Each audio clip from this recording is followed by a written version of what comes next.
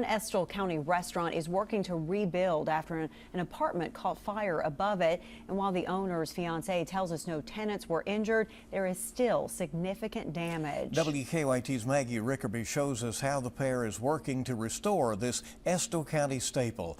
Our top story at 5:30. It was Tuesday morning when Luke Alexander says he and his crew were loading some stuff up around the side of the Juicy Burger restaurant.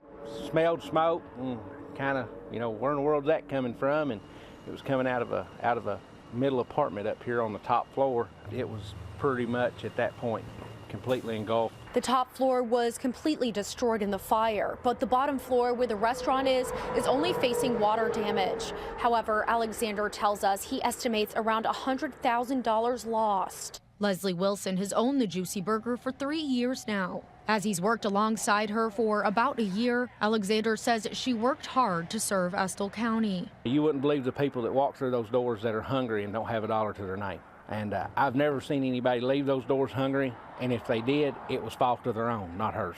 Now Wilson and Alexander are working to rebuild. Tough times don't last, tougher people do. I've heard that my whole life. He tells us the cause of the fire is still under investigation, and they are waiting to hear back from the state for next steps in rebuilding. For now, the Juicy Burger plans to operate out of a food truck in the parking lot. In Estill County, Maggie Rickerby, WKYT. And friends of Leslie Wilson have set up a GoFundMe to help support rebuilding efforts. That link will be in this web story on WKYT.com and on our WKYT News app.